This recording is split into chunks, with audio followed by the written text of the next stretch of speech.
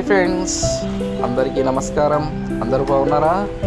ఈరోజు పనసకాయ బిర్యానీ చేద్దామని పనసకాయ కోసాను. అలా పనసకాయ కోయగానే అది పండిపోయి ఉండింది. అందుకే పనస తొనలన్నింటినీ తీస్తున్నాను. పనసకాయ బిర్యానీ కాకపోతే ఏంటి, చక్కగా పనస తొనలు వెళ్ళాయి, చాలా స్వీట్గా ఉంటాయి. పనస గింజలు ఉంటాయి. ఆ పనస గింజలతోటి కూర తయారు చేద్దాం.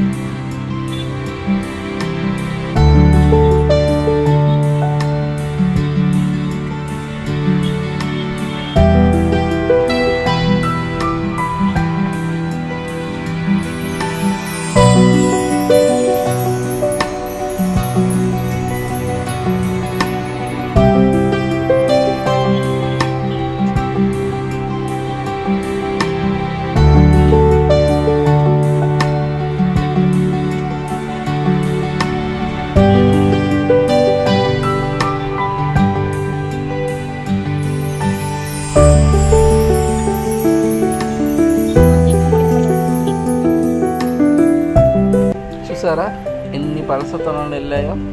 ఇవి గింజలు తీసేసి ఉన్నాయండి. మా ఇంట్లో ఎవరు పనస తొనలు తినరు, అన్నీ నాకే. గింజలు తీసేసిన తర్వాత పనస తొనలు,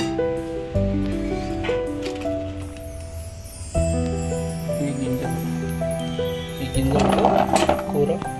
మీకు ఈ వీడియో నచ్చినట్లయితే like, share, subscribe. Thank you.